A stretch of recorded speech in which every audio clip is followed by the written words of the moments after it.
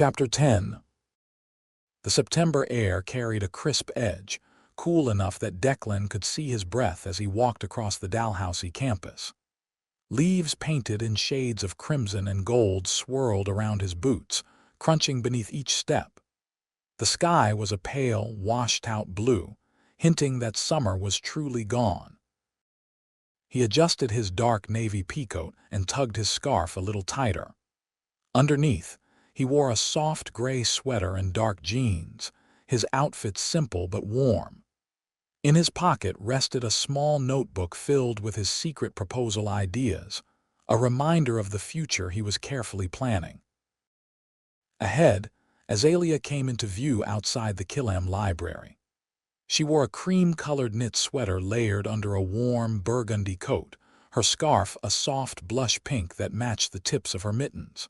Her black leggings were tucked neatly into tall brown boots. Her pink hair caught the sunlight, glowing like rose gold against the autumn leaves. When she spotted him, her face lit up with pure joy. "Declan," she called, rushing forward. Declan opened his arms instinctively, and Azalea crashed into him, hugging him tightly. "I missed you," she whispered, her voice muffled against his chest. He held her close, breathing in the familiar floral scent of her shampoo. "I missed you too," he murmured. "It feels like forever." As they began walking side by side, Azalea's fingers slipped into Declan's gloved hand. Students hurried past them, their chatter filling the air along with the crunch of leaves. Flyers for graduation events and club fairs fluttered on nearby bulletin boards, reminders that this was Azalea's final year. "It feels so strange being back here as a senior," she said softly.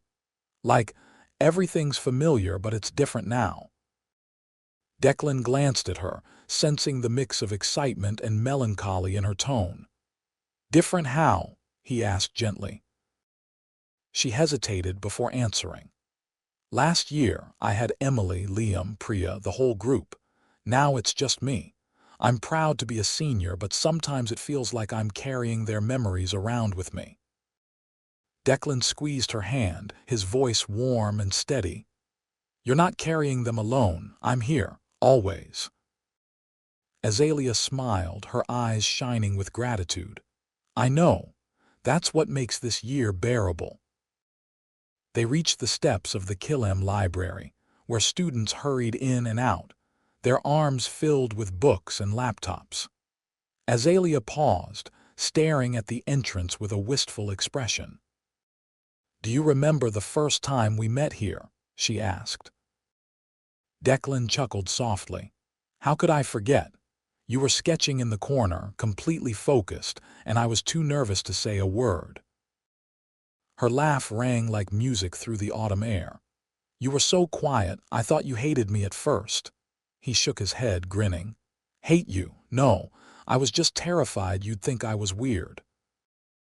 They lingered by the doors, letting the memories wash over them. The library wasn't just a building anymore. It was a symbol of how far they'd come since those early, uncertain days. As they strolled across campus, Azalea pointed out different landmarks. "That's where Liam once got stuck in the fountain," she said with a laugh. "And over there, Priya and I pulled an all-nighter before finals."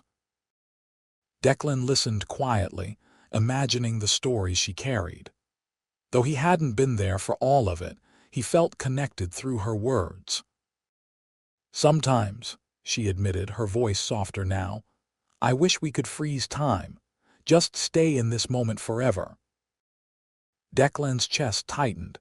He wanted that too, but he also knew that change was inevitable. "We can't freeze time," he said, brushing a leaf from her shoulder, "but we can make the most of every second." They ducked into a small campus cafe to warm up. The scent of coffee and pastries wrapped around them like a blanket. Declan ordered them both hot chocolates, while Azalea claimed a corner booth. As they sat across from each other, steam rising from their cups, Azalea cupped her hands around her drink. "This place feels so safe," she said. "It's like a little bubble away from all the stress." Declan smiled. "Then let's stay in the bubble as long as we can." She reached across the table, intertwining her fingers with his. "Promise me we'll have more days like this," she said. "I promise," Declan replied, his voice thick with emotion. Inside, he added silently, "And one day I'll make you a promise even bigger than this, forever." Back outside, the late afternoon sun filtered through the trees, casting golden light across the campus paths. Azalea pulled her coat tighter against the chilly breeze, and Declan instinctively wrapped an arm around her shoulders. They passed familiar spots, the steps of the arts building, the courtyard where students were laughing and taking photos. Everywhere they walked, memories seemed to rise up like ghosts. Azalea stopped near a bench where fallen leaves had gathered. "Last year, Emily and I used to sit here between classes," she said quietly. "Now it's just empty." Declan hugged her close, his voice low and soothing. "It won't always feel this way. Someday you'll look back and remember all of this with a smile instead of sadness."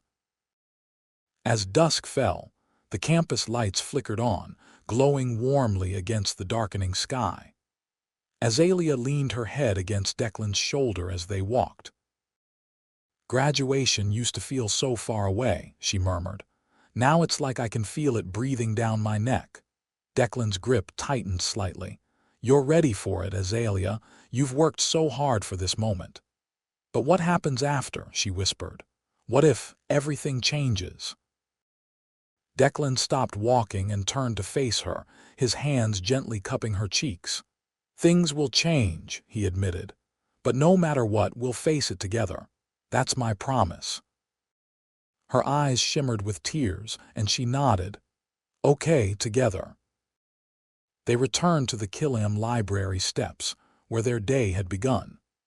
Azalea hugged Declan tightly, her scarf brushing against his chin. "Thank you for today," she said softly. "It was perfect." Declan kissed her forehead, his heart full. "Anytime." As she walked away toward her dorm, Declan lingered on the steps, watching her disappear into the evening crowd. His hand slipped into his coat pocket, brushing against the notebook hidden there. He gazed at the softly glowing campus lights and whispered to himself, "This chapter is ending, but our story is only just beginning."